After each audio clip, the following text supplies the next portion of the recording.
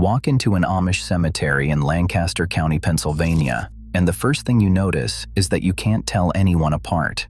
Row after row of small gray stones, all about the same height, all cut to the same plain shape. Each one carries a name, a birth date, a death date, and the age in years, months, and days. That's it.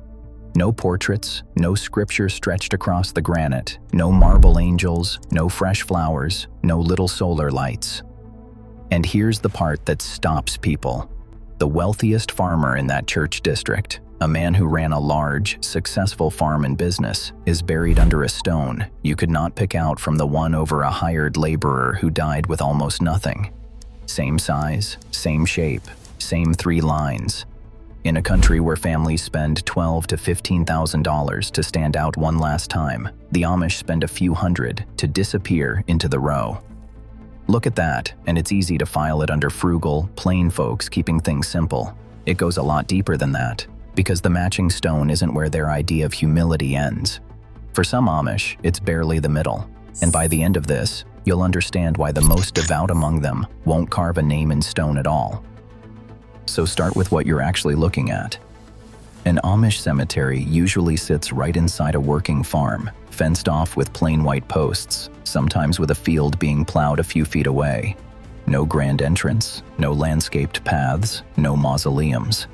The land isn't treated as anything special, just part of the farm, with the dead buried alongside the living who are still working the ground. The graves are dug by hand by members of the community and filled back in by hand after the service. Nobody hires a company to do it. And the stones are deliberately uniform.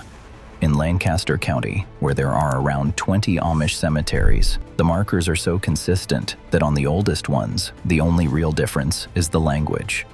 Stones from a century ago are carved in German. The newer ones switch to English. That's close to the entire range of variation. Same size, same shape, same handful of information for generation after generation. That sameness is a choice, and it isn't a money problem. Plenty of Amish families run successful farms and businesses. A family that could pay for an expensive send-off in the outside world picks the plain stone anyway, and they pick it whether they're wealthy or barely scraping by. When everyone in a community makes the identical choice across 100 years, you're not looking at taste, and you're not looking at poverty. You're looking at a rule. The question is, who made it, and why it matters so much that nobody breaks it? To see what the rule is really doing, go back to those 2 graves, the rich farmer and the hired hand. In the outside world, the size of your headstone is one of the last things that quietly announces who you were. A bigger stone, a nicer plot, a longer inscription, a family monument you can see from the road. It's a final scoreboard. Money still talks, even after you're gone. In an Amish cemetery, that scoreboard doesn't exist. The scholars at Elizabethtown College who study Amish life put it plainly. The small, equal-sized tombstones mark the place of the deceased in a community of equals.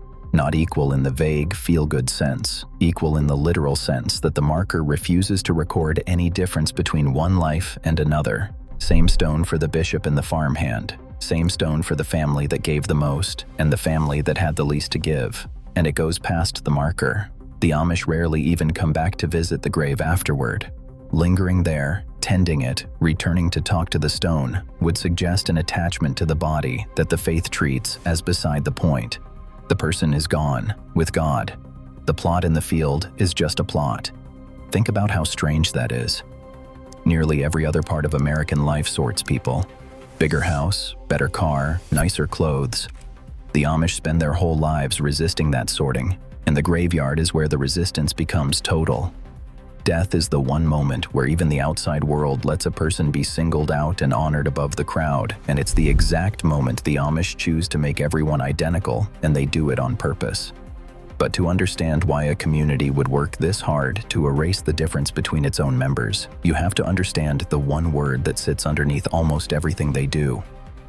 That word is Gelassenheit. It doesn't translate cleanly into English, which is part of why outsiders miss it.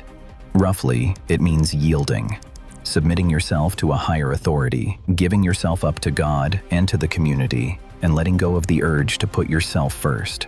The sociologist Donald Kraybill, who spent a career studying these communities, describes Gelassenheit as the direct opposite of the bold individualism that pushes people to promote themselves at every turn.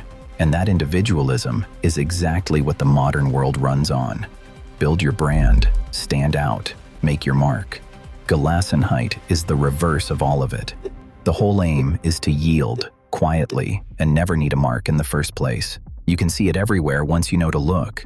It's why Amish clothing is plain and standardized, so no one dresses to stand out.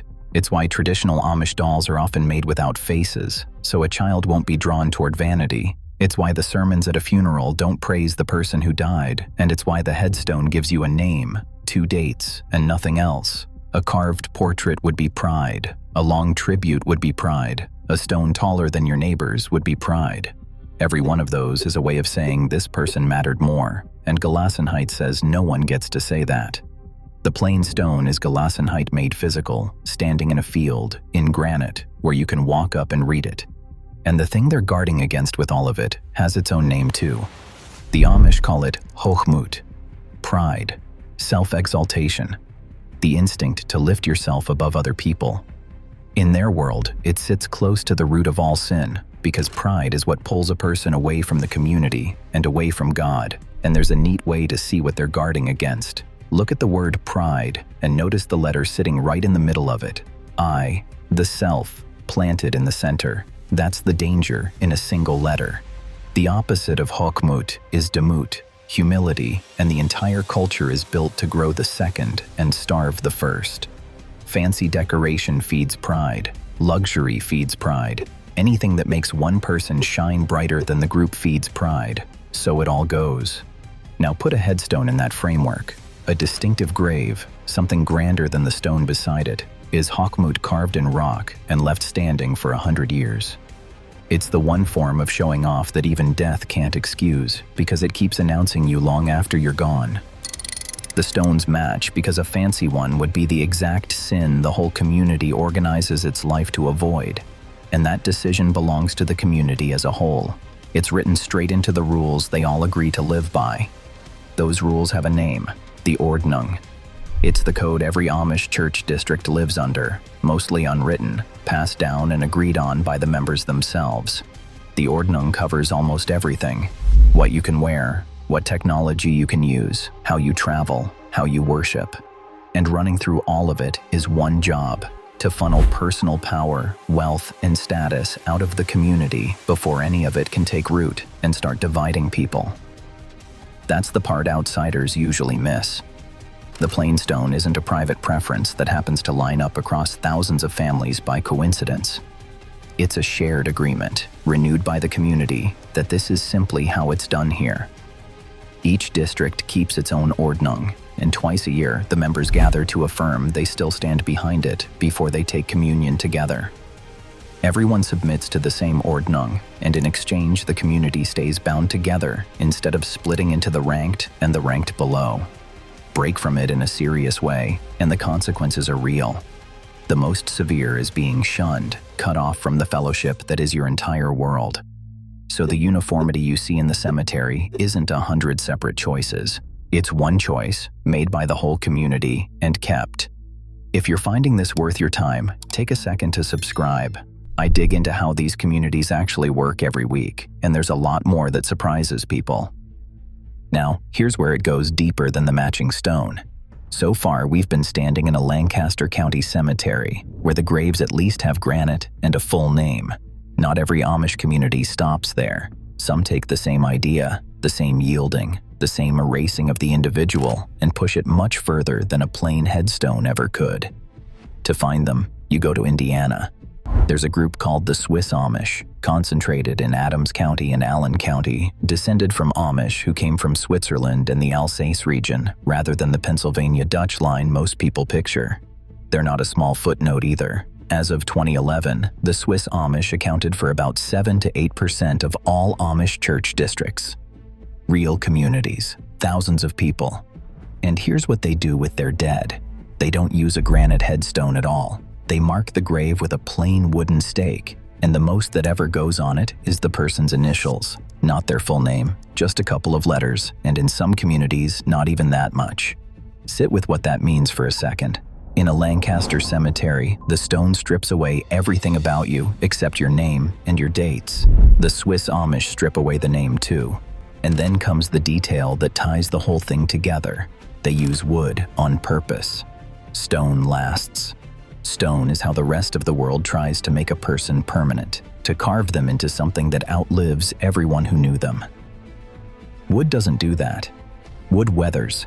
It cracks, it rots, it goes soft in the ground, and within a couple of generations the marker is gone completely, back into the earth, exactly like the body underneath it.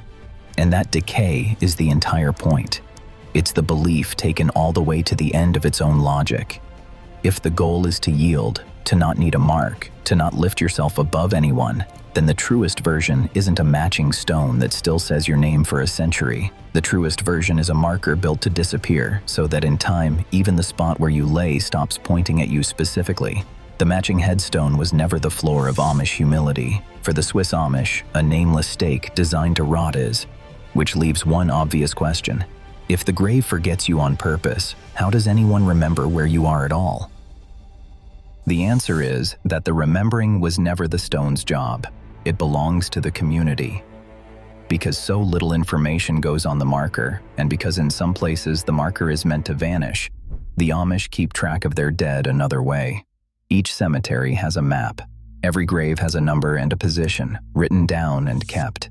In many communities, that record is printed right into the church directory, the same book that lists the families of the district.